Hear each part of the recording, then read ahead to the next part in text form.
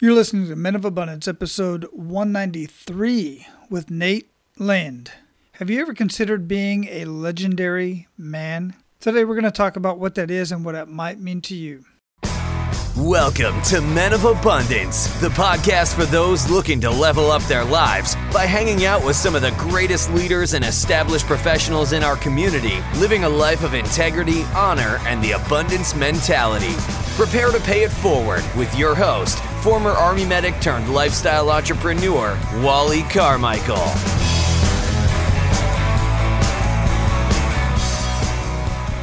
What is going on, Men of Abundance? I am Wally Carmichael, your founder and host of the Men of Abundance podcast, the Pay It Forward community. As always and as usual, I am excited to be with you here today, and I am glad you're here.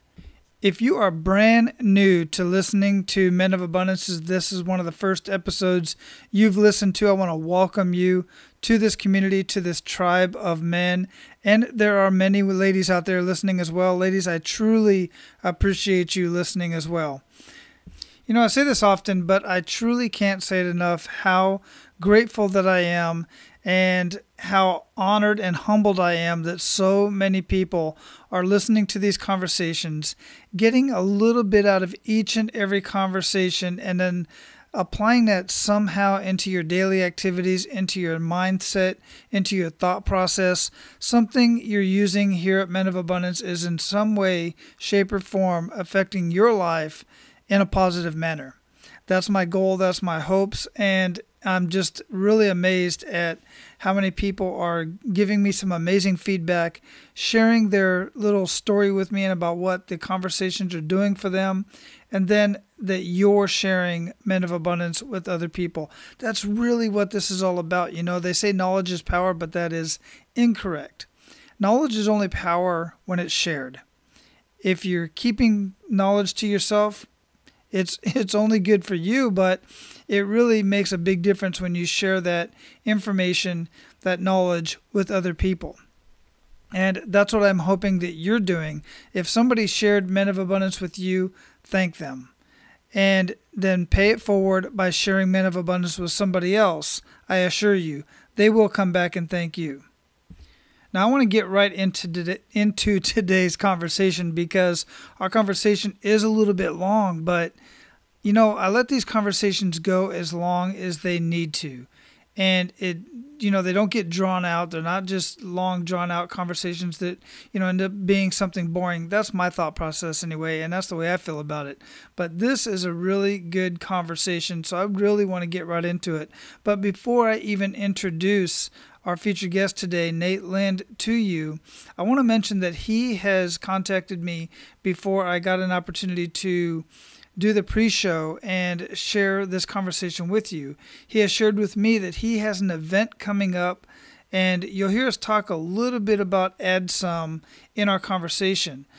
But I want to direct you to a link in menofabundance.com/193 where you are going to be able to register for an event being held for entrepreneurs in Key West. Now, this event is May 3rd through the 5th, and I would certainly be there if I was going to be in Florida because May 5th is my birthday.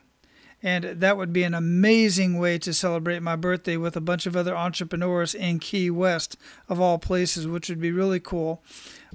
But don't let that stop you. I say go register for that event. Go out there. It is a free event for entrepreneurs that you can go hang out with Nate and many other entrepreneurs out in Key West. So go to menofabundance.com/193 and click on the link and get registered for this event. I'm absolutely positive it's going to be one hell of an experience. And for you business owners and advertisers out there, Nate has also offered a week free access to Continuity U. That's one of his websites where you can go and discover the common principles and best practices of being an advertiser in only 8 modules. He's got these modules set up over there where you're going to learn step-by-step process used in launching campaigns successfully, learn essentials to building your first online campaign for digital and physical products, and much more. Go over there and check that out. If you're a business owner or you're a marketer of any sort, you do any sort of advertising, it's always important to get more information. Tons of information. I'm telling you, I've got so much information myself on my platform, but I want you to go check out what Nate has going on and get that free access, that week free access to Continuity U. You can do that at menofabundance.com/193. There's a link over there, Continuity U, where you can get that free week access. Now I'm going to introduce you to Nate, our featured guest today, but I'm really going to sum up his bio as it's very long and extensive. Amazing stuff Nate has done throughout his life, and all of that is listed at menofabundance.com/193 in the show notes. But the bottom line is this: Nate is an entrepreneur at heart. He has done some amazing things in the entrepreneurial world. He started out as in real estate and flipping houses, was doing very well. Of course, 2008 got him just like it did pretty much everybody else, at which time he went into the corporate world. And he was doing everything from leading projects at the world's largest financial institutes like Fannie Mae and Freddie Mac. And by 2011, he was recruited to the Bank of America as a vice president. Even though Nate had tasted wealth and married, he found a deep sense of emptiness in his own purpose outside of his family. As he began looking for opportunities to fill that emptiness, he discovered men's grooming products such as beard oil and a unique brotherhood like none other. Lind introduced his first proprietary beard oil product and watched every aspect of his life start to improve. During this time, he found himself at the center of a group of online entrepreneurs. So in keeping with the community building spirit that has been part of his life from early on, he launched a conference of like-minded entrepreneurs. The launch was such a huge success. His show Add Some is held every year in December in Aspen, Colorado. Men of Abundance, it is my honor to introduce you to Nate Lind. Nate, welcome to Men of Abundance, brother. How you doing? I'm doing awesome this morning. Thanks for having me. Excellent. Where are you at in the world? I'm in Albuquerque, New Mexico. Well, technically, I'm in Rio Rancho, a suburb of Albuquerque. Rio Rancho. I saw that on your Skype. It said what your location was, and Albuquerque. I love New Mexico, man. I spent some time down in El Paso, about 4 years, and we used to go to down to Albuquerque, all over New Mexico. I love the the hot air balloon festival out there. Just a beautiful place to be, man. Yeah, we actually sponsored a balloon this last year. It was really fun. We got to go up every day, and you have to get there super early in the morning. It's freezing cold. But it's just an amazing time. We were doing, we created this fun little event. It was the only floating treasure chest in the world. And we were doing these kind of treasure chest, treasure hunt type events every morning where we were handing out, gifts to folks. And literally we're having people following us and like searching for our balloon and driving around and trying to, locate us, as we were landing and come and come get some treasure from us. It was really cool. Yeah, that sounds amazing. It is unbelievable watching those balloons inflate, and they're just so huge. It's ridiculous how big those things are. And then when they're coming back down and they're deflating, what an amazing sight. It's just amazing. It's really fun. We're blessed here in the Albuquerque area to have, the perfect weather, the weather environment for what they call the box. And so balloons that are able to ascend and then hit a different wind stream and then descend and kind of move back and forth. So they're always doing this kind of a circular box-like motion. And it's a ballooner's paradise. It's a really cool thing that we really enjoy. And Albuquerque is a beautiful place. A lot of people, they don't even think about it. It's not even on their map as to places to visit. And that's too bad because it's a beautiful place to live and to visit. It truly is. And guys, if you ever want any trivia on one of the locations that's in New Mexico, look up Truth and Consequences. Truth or Truth and Consequences. I'm not going to get into Truth or Consequences. Yeah. Great backstory on how that little town, little area got its name. So look that up. I might even throw it in the show notes. We'll see. But I learned that when I was down in that area. Hey, before we get too much into the show, Nate, I really like to start out the same way I started out my morning just this morning, which is with an attitude of gratitude. What do you have to be grateful for today, man? I'm most grateful for my wife. She's been with me for, over a dozen years, and seen, things go up and down, and she stuck with me through thick and thin, and I just love her to death, and really, have an abundant amount of gratitude towards her. Yeah, you and me both, brother. For my wife, that is.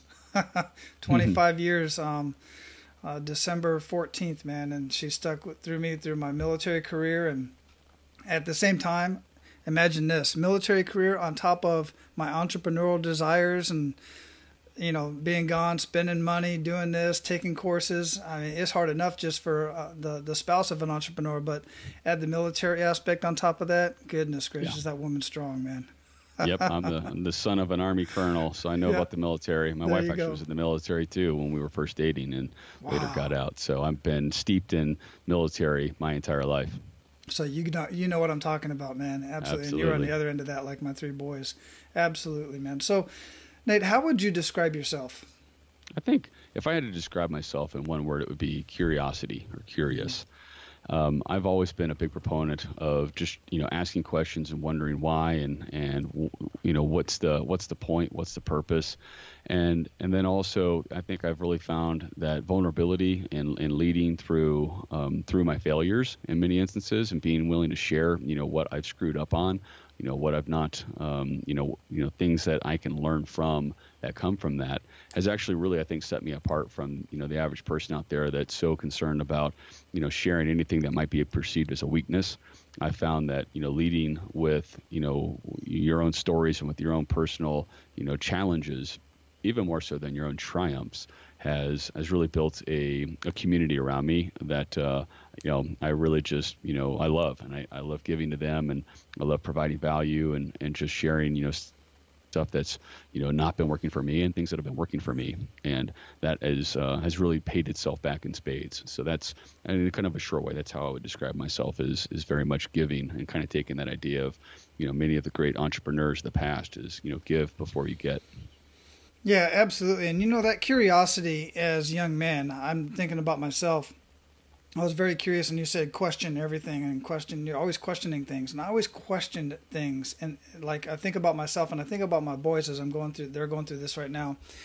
Questioning this, certain things in the classroom, for instance, or questioning adults. And some adults don't take that very kindly. When a young man is questioning them, it's like they're questioning their authority. But then the other part that I love about that really does set you apart, is that you're able to look at where your shortcomings were at and reveal those, and not hide them, but actually bring them out. And now you've got a group of men, you've got a group of mastermind that you're putting together. We're going to get more into that in a minute.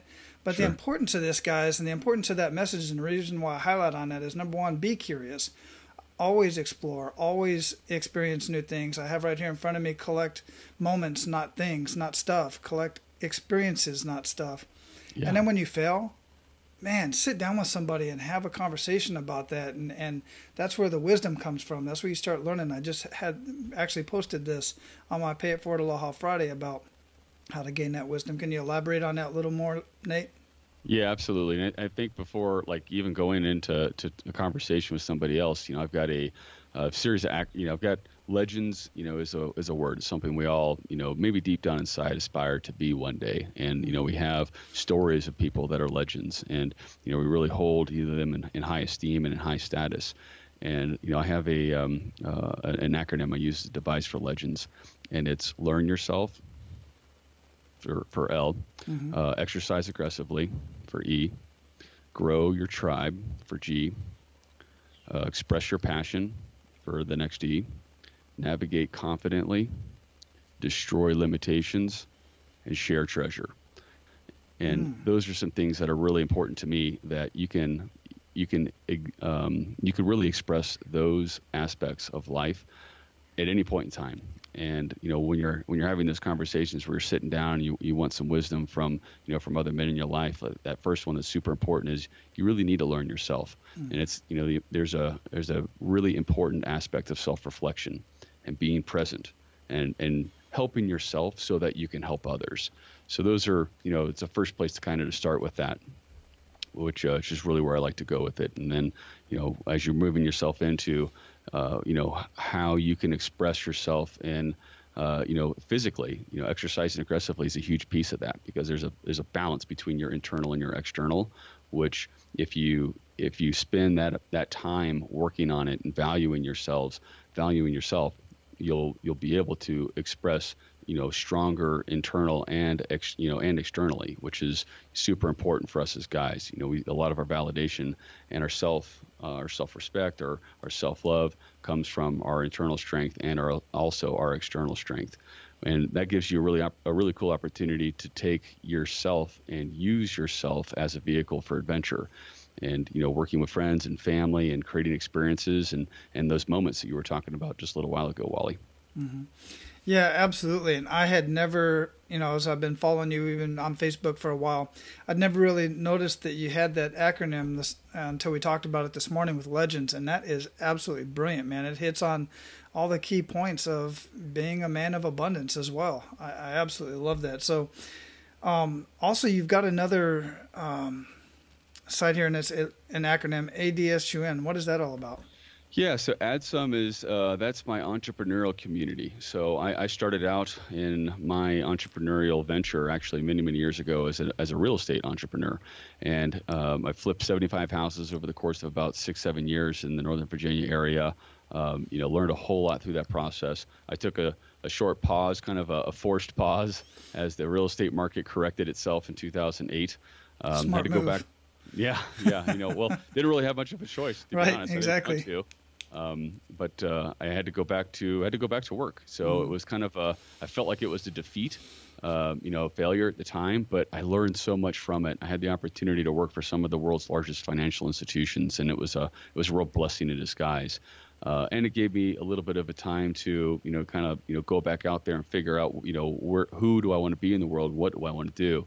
And being an entrepreneur is just something that I can't let go of. And so I entered the world of being an entrepreneur again, but this time it was for online e-commerce and online continuity, which is like subscription sales, so selling products direct to consumers.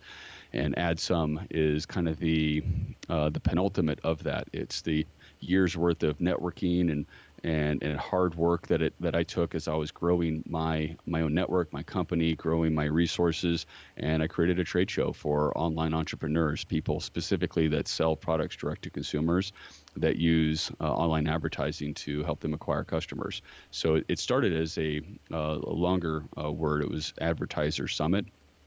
And over a period of time, I shortened it to AdSum. Just has a really cool name for it, and it's really that embodiment of advertising something, and the summit of bringing everybody together, and also achieving the pinnacle of that success.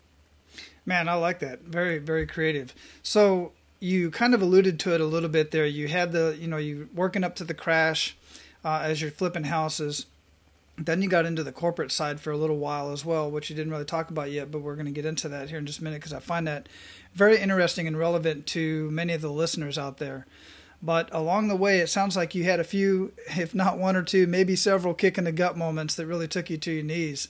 Yeah. And we highlight this here on Men of Abundance just because so many of us we all have these kick in the gut moments, whether it's a death in the family, something at work, the market changes, something happens. It's what you do after that makes us abundant leaders, and it makes us legends, ultimately, at least in our own mind. So I would like for you to share one of those kick in the gut moments with us and really make us feel that.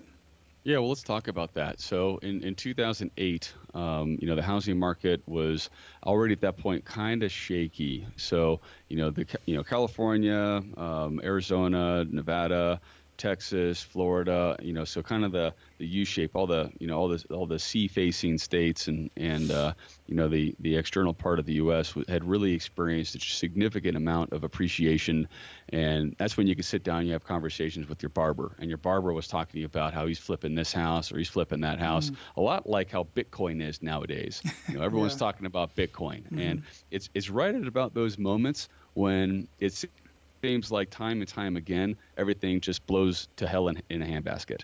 And it was not too dissimilar for me. So I had already kind of found a niche that I was exploring, and I was buying properties that needed to be fixed up.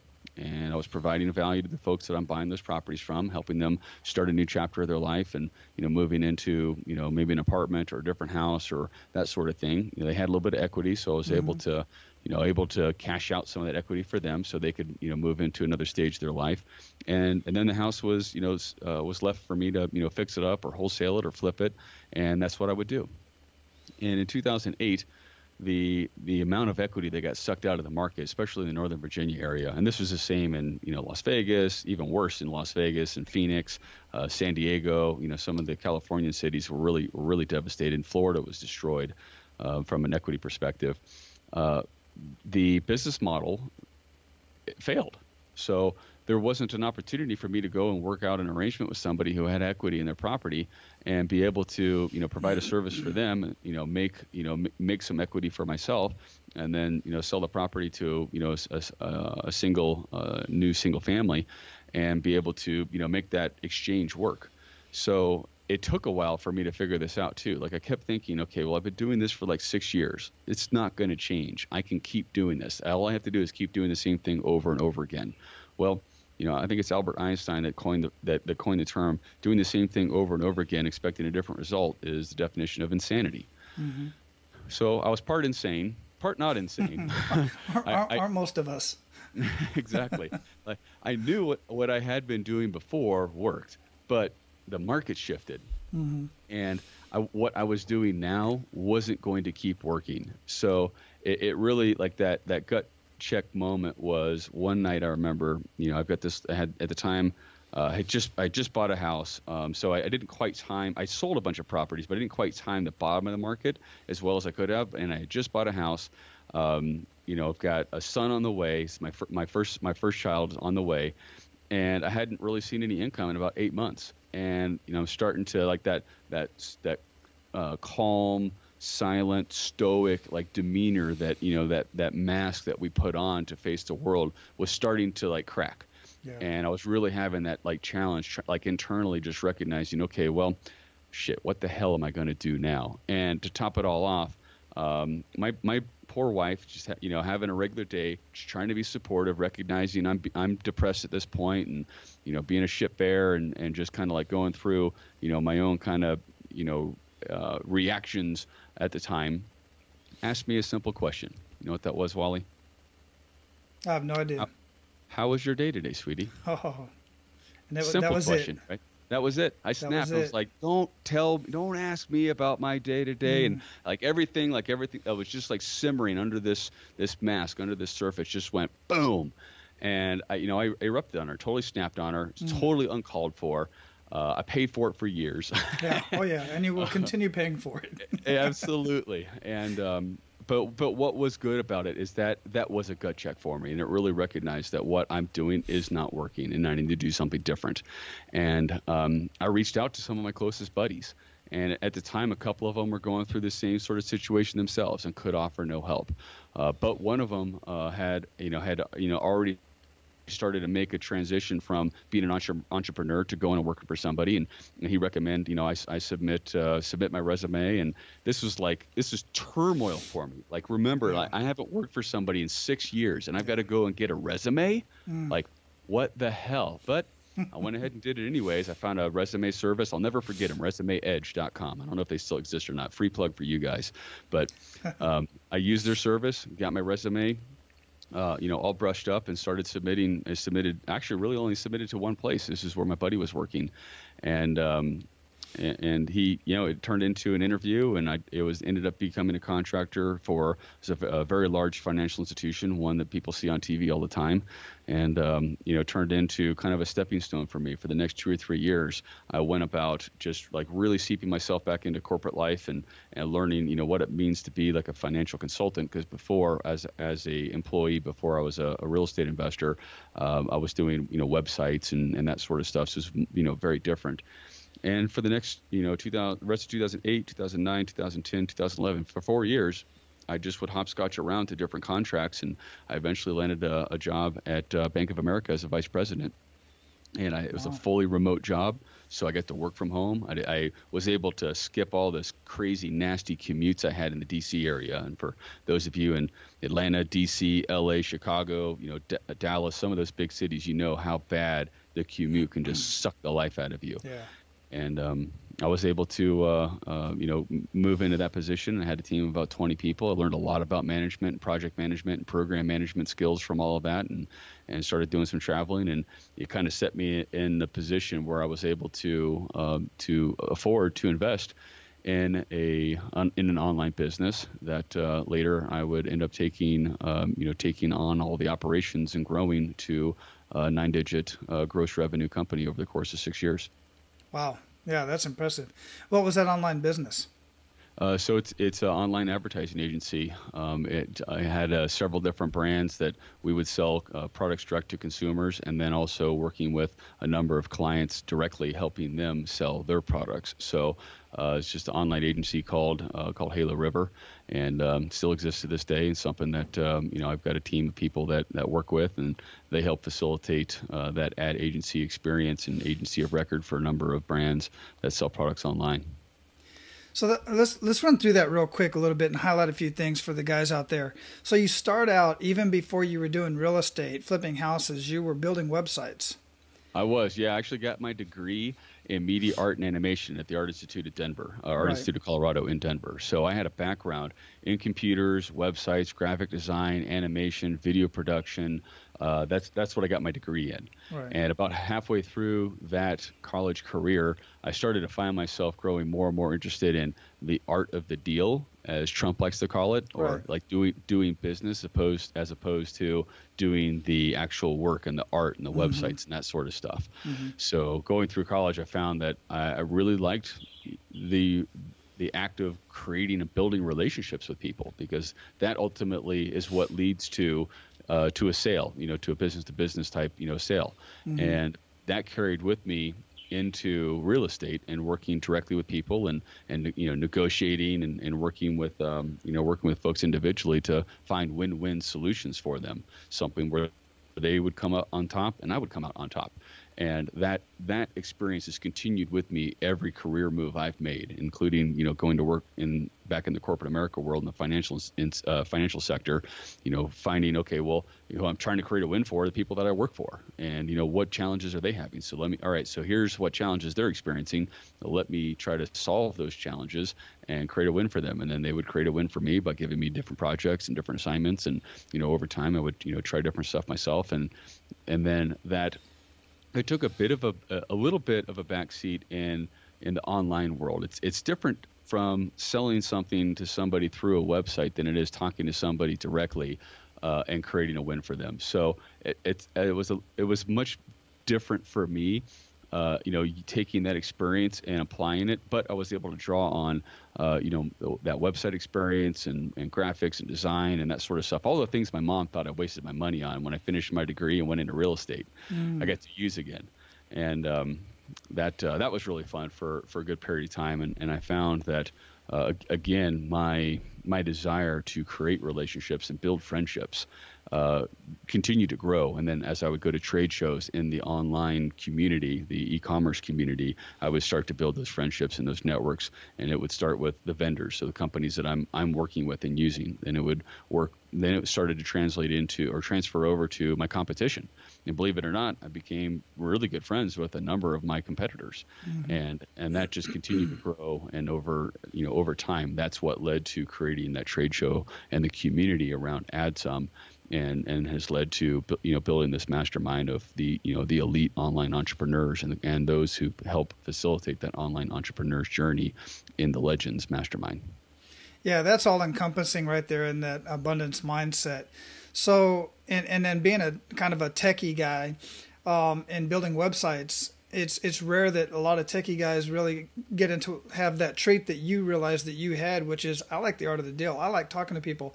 Had this conversation the other day. We have this A3 Plus with the Arbinger Institute that I'm a facilitator for, where you basically rate people on how they are in the workplace, and one of them is impact on people. And most techie guys don't have a high impact on people. In fact, they have a low impact on people because they don't like talking to people. They like talking to computers and networks and all the languages in the computers. So that's cool that you were able to do that. And then, of course, that trait carries on to damn near everything else that you do. So when you started getting into the real estate, how did you learn that? Was that something that you just kind of learned by trial and error? Did you take a course, or did you hire a mentor or something? I had a mentor. Yeah. So the kind of a short story behind that is I was maybe one of the disciples of Rich Dad Poor Dad. So Robert Kiyosaki, when that book came out, that was really inspiring for me. Oh yeah, me too. And he had a really interesting forum at the time on richdad.com that you could go and meet with other people, and he'd set up the book as I know the whole mechanics of the funnel, the sales funnel of how it was all set up. The book is the lead gen.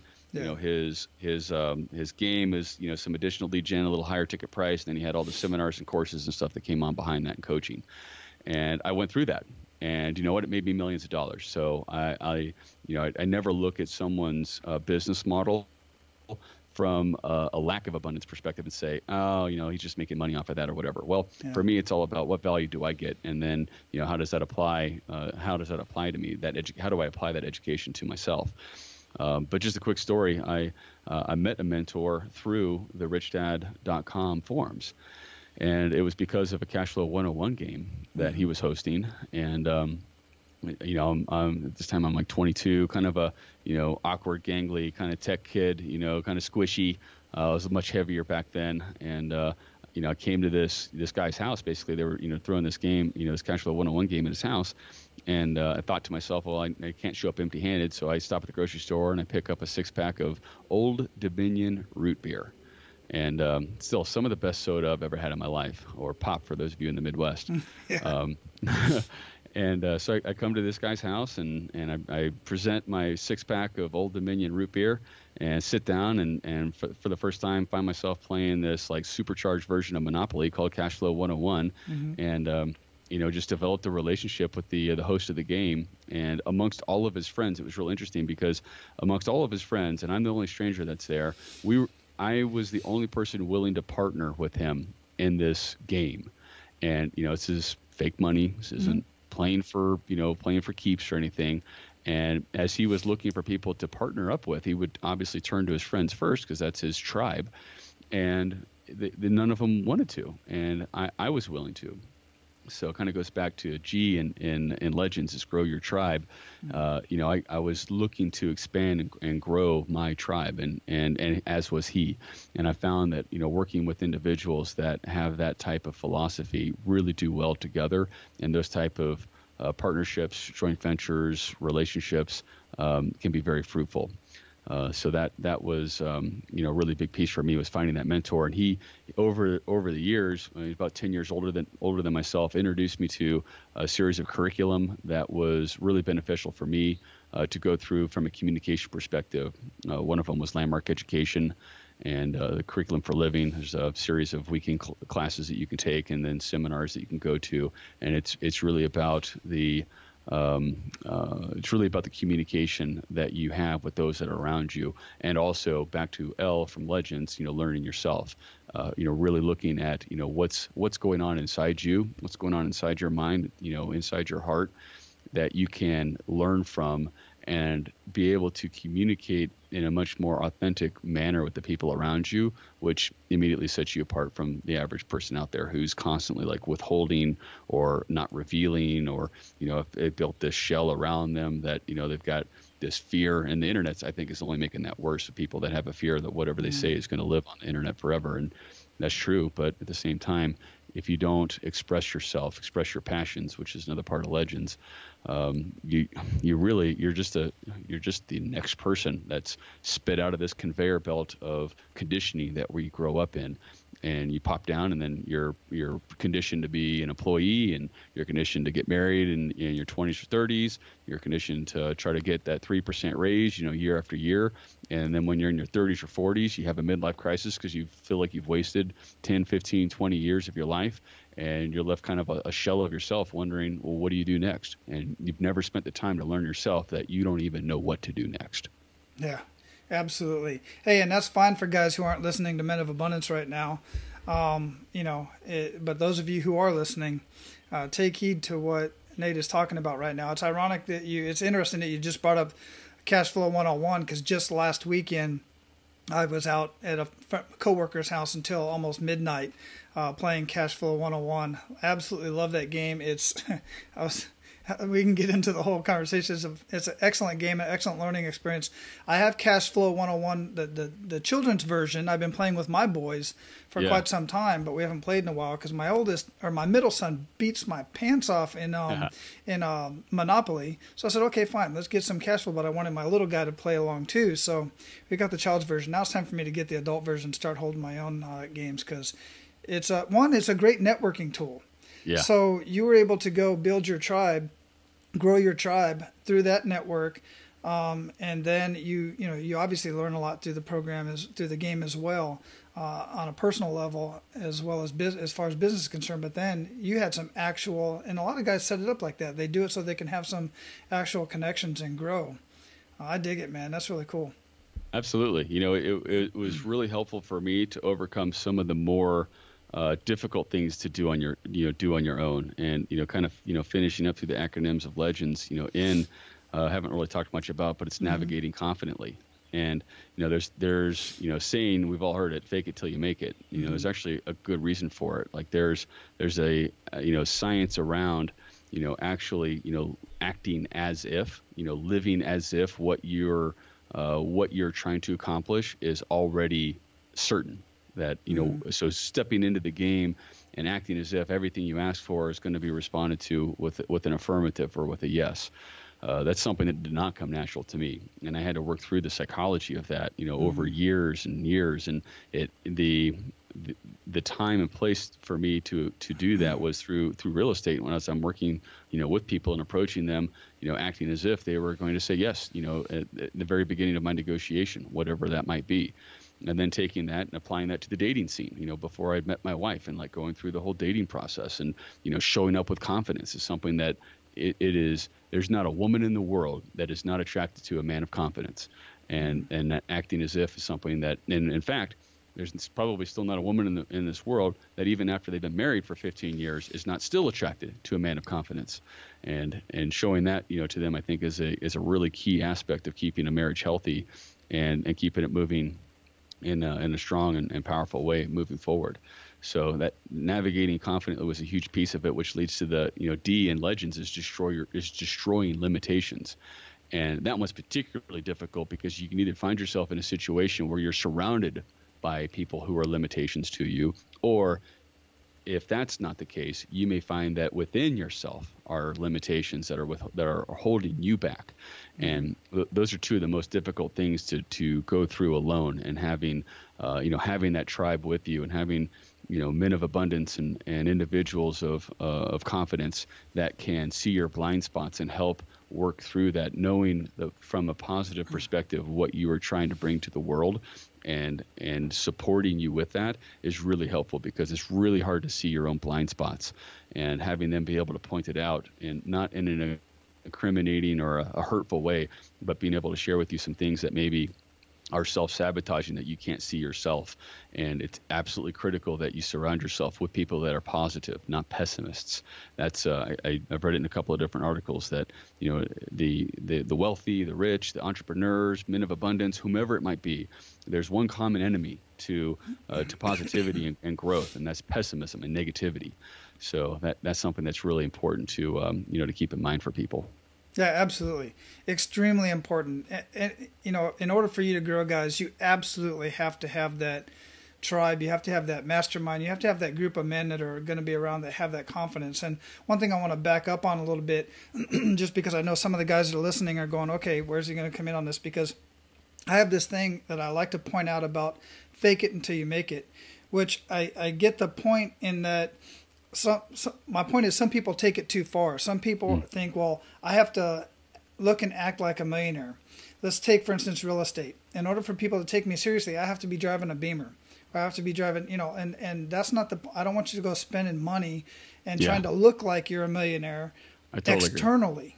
Yeah. You have to do it. This is faking it until you make it internally in your mind. Yeah. And confidence, excuse me, confidence comes from within. From within, but also from taking action. It's not the other way around. You don't gain confidence and then take action. You gain confidence by the actions that you take and succeeding in those small little successes and hanging out with confident, successful men. That's Absolutely. Where the confidence comes from. And I just want to make that clear because I see a lot of people out there, they're buying brand names and they're doing this and they're making it look like they have all this money, and it's a facade, and that's a quick way to get in trouble. I totally agree. And I can sit here after having put, 7 digits, 8 digits, 9 digits through an agency into other people's pockets, into my pockets. I still drive. You know what? I drove to this interview, came over to my office. I've got a 2001 Lexus LX 470. It's an old, crusty Land Cruiser that I've got big steel bumpers on it. It's lifted. It's supercharged.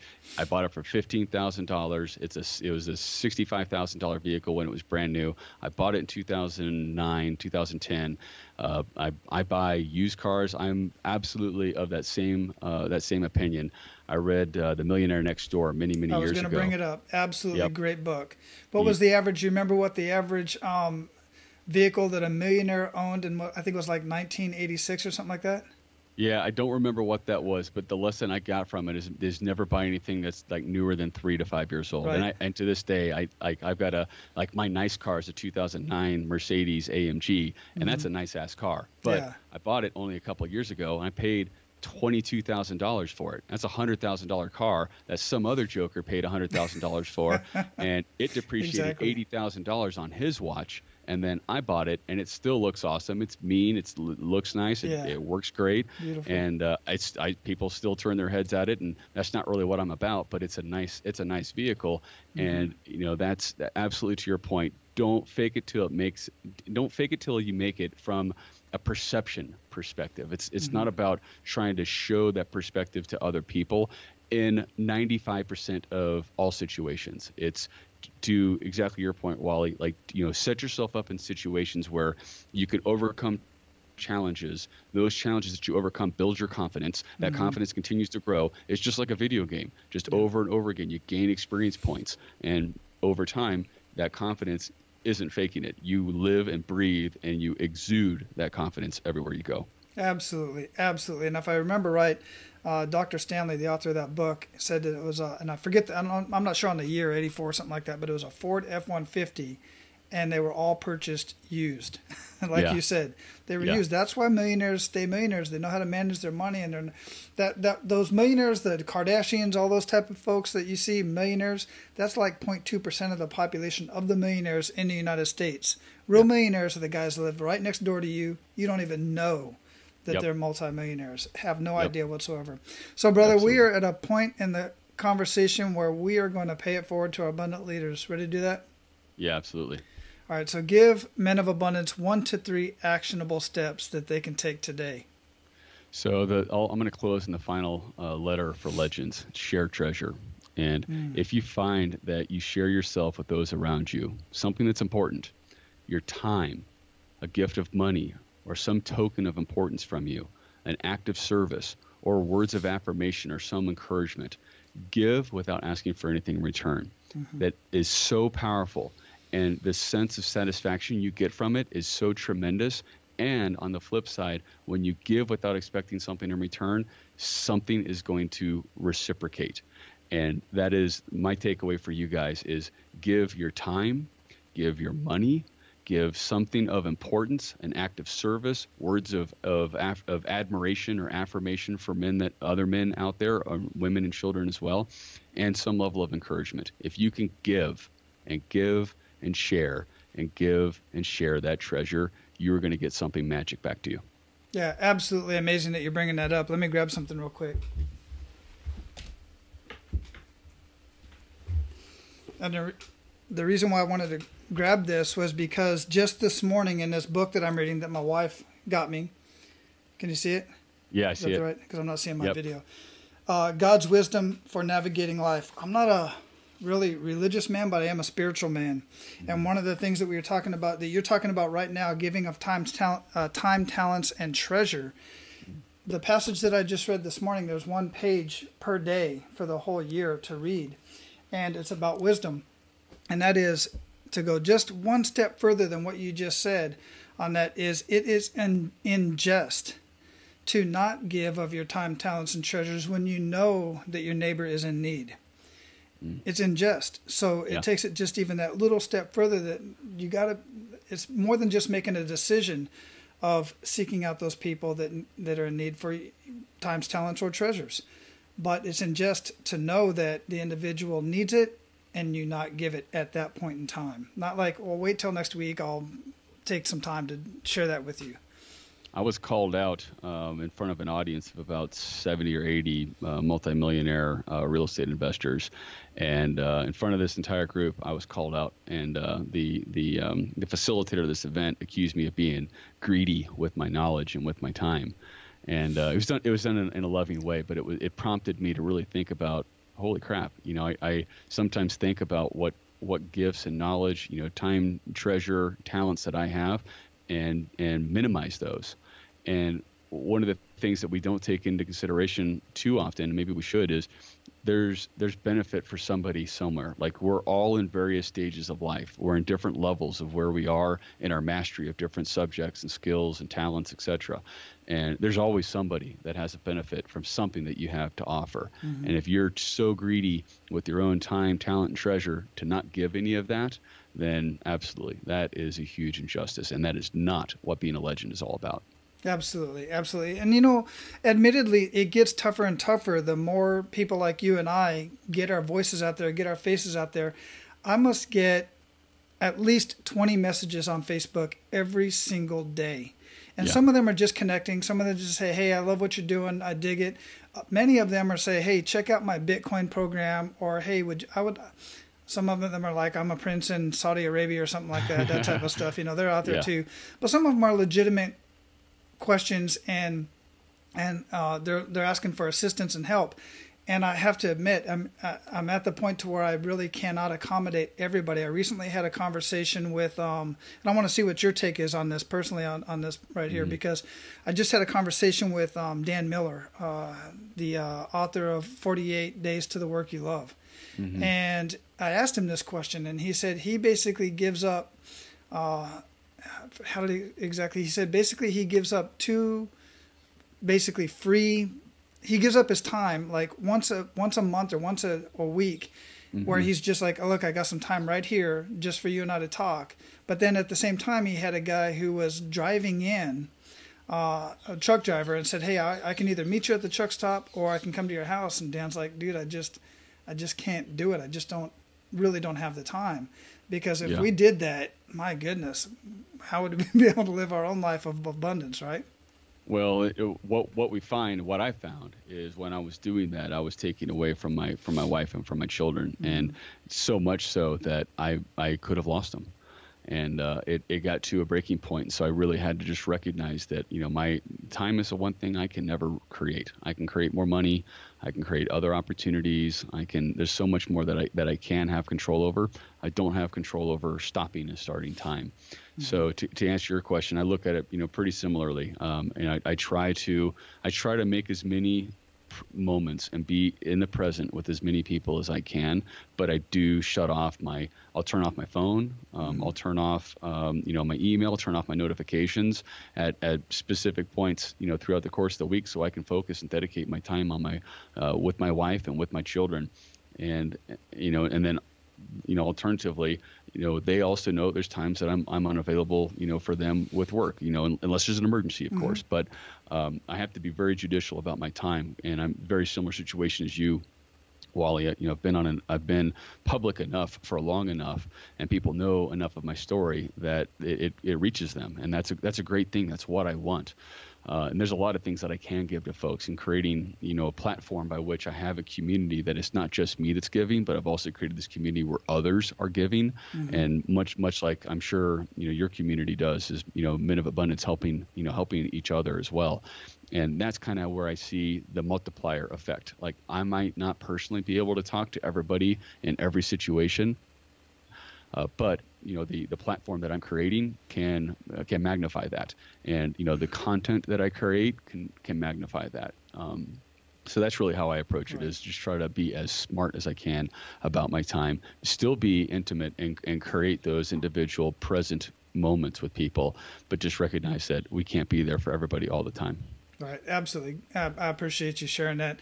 And one of the things I do as well is I batch my time. I don't even get into Facebook messages, or I just have an hour on my calendar. This is the time that I'm going to answer I won't get through all of them, but I'm going to get through as many of them as I can in this in this block of time. And then after that, I'm done, because I'll be there. I could literally be there all day.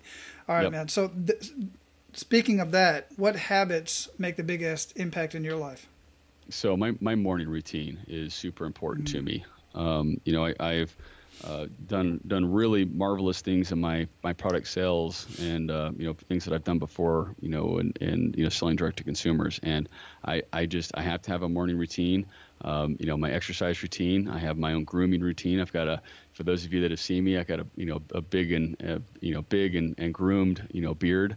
And I just like to spend time on myself when I start the day. And I feel that I can be then the most powerful person for everybody around me when I've given myself that time and courtesy to, to focus on myself, whether it be, shaving and setting up myself in the morning, and doing my trimming and that sort of stuff, going to the gym, getting a hard workout in.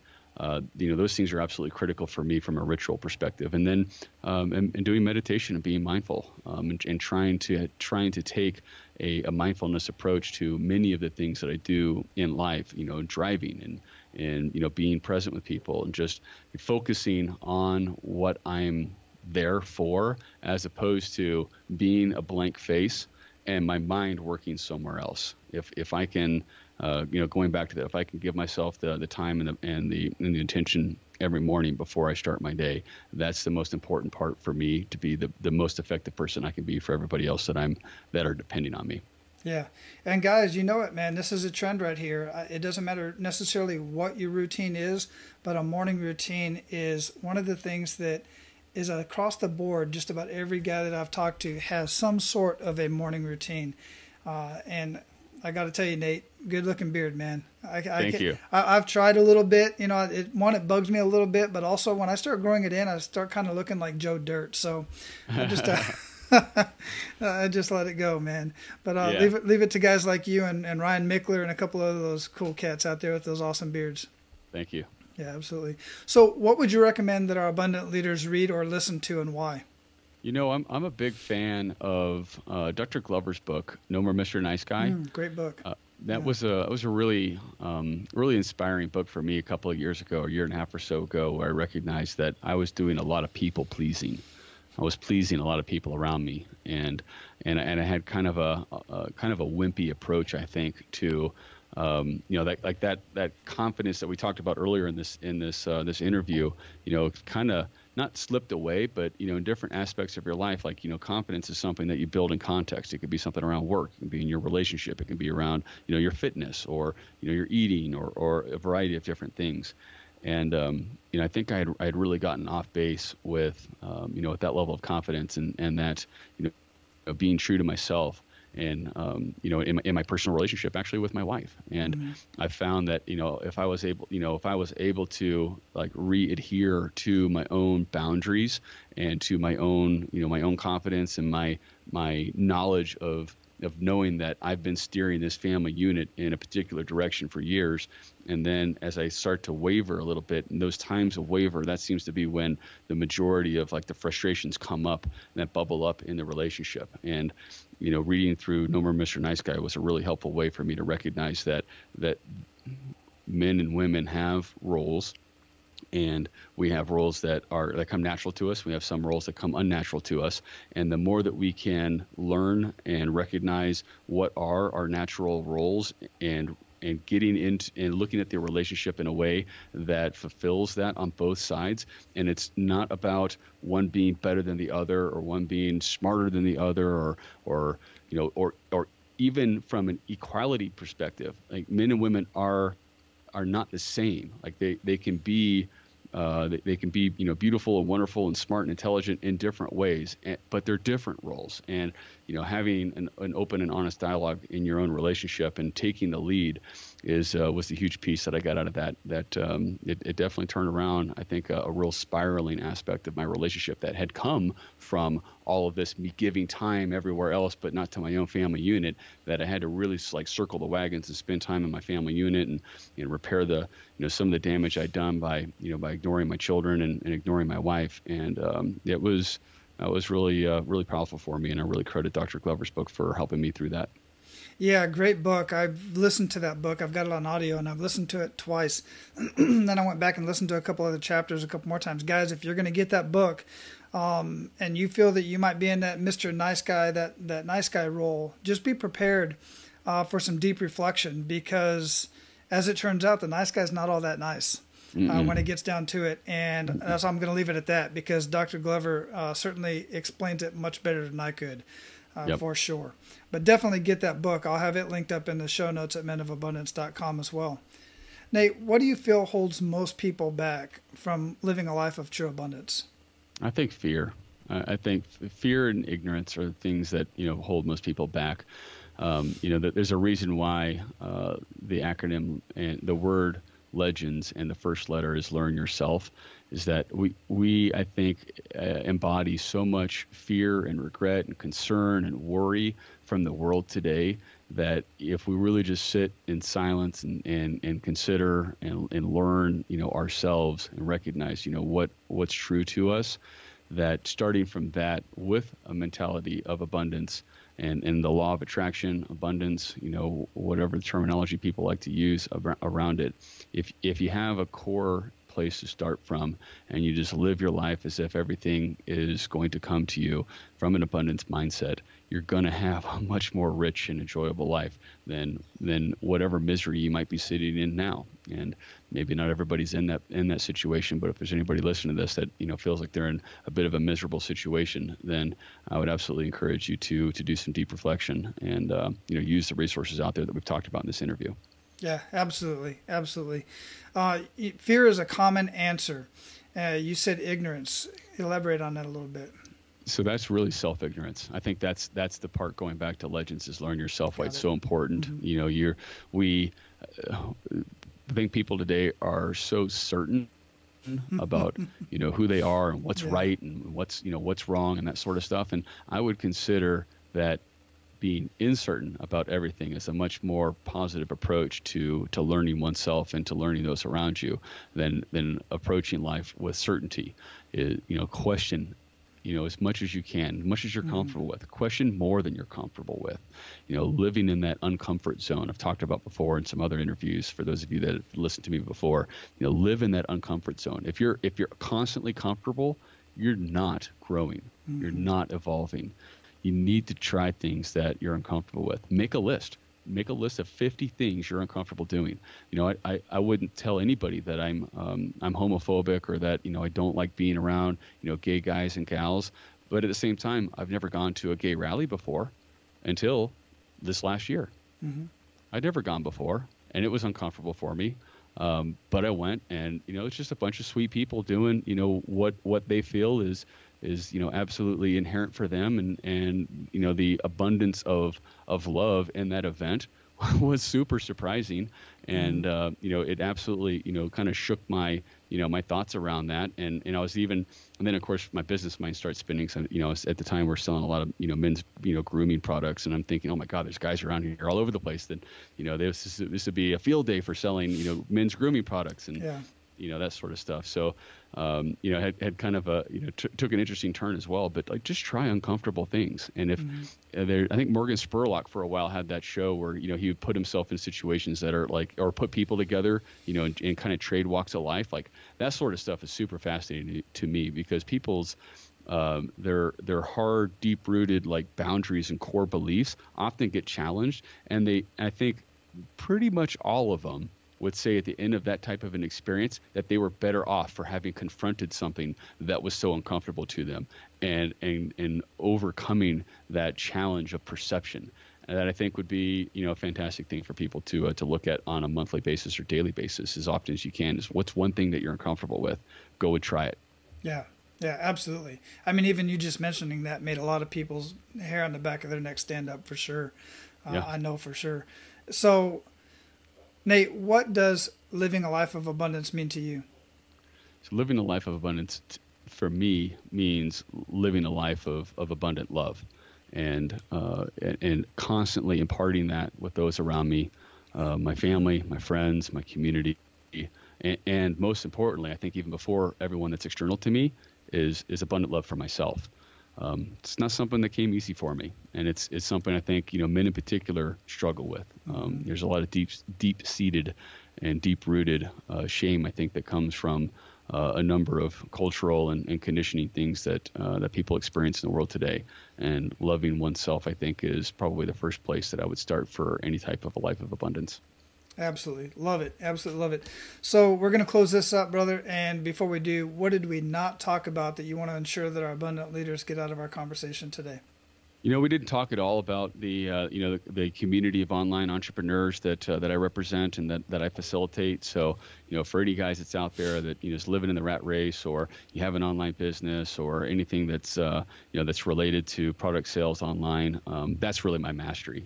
I talk a lot about the psychology and philosophy of living and that sort of stuff as well. Much of that has come from the mastery I've gained in the physical product sales world. So absolutely encourage anybody that is in that space or interested in learning more about that space to come over to adsum.net or find me at nate@adsum.net, and you can feel free to inquire. We'll get you pointed in the right direction. Absolutely. Hey, I appreciate you sharing that. Guys, take advantage of that. Check it out. I always tell you, go with the group of guys, whatever it is that you're looking for. Make sure you resonate with them. Follow Nate on Facebook, his social media. Send him an email. Connect with him. We're going to have all of that linked up in the show notes, so you don't have to worry about writing all that down. Nate, I greatly appreciate your time, brother. I dig what you got going on. I love your story. Going from building websites, real estate, corporate world, and then into what you're doing with the, we didn't even get into the beard oils and all the other, you talked a little bit about the grooming and stuff like that. Throw me that stuff too. I'll have all that linked up in the show notes as well. I want to lift that up. And then, man, doing what you're doing with your masterminds and with the legends. Absolutely love it, brother. Thank you for what you're doing. Thanks for your time today. All right, man. Aloha. Guys, no legend has ever been a man of inaction. Legends are those who have taken massive action throughout their lives. Now, you may not strive to be a legend for the world to remember, but I would hope you would at least want your family, your kids, your boys, your young ladies to look up to you and admire your actions as a legend within your family and community. Now, go out and live your life of abundance, and make sure to pay it forward. That's all for today, Abundance Leaders. For more about our guests and the powerful information we shared with you today, be sure to sign up for our mailing list at menofabundance.com. We appreciate your time and look forward to hanging out with you on our next episode. So until then, be sure to pay it forward and live your life of abundance.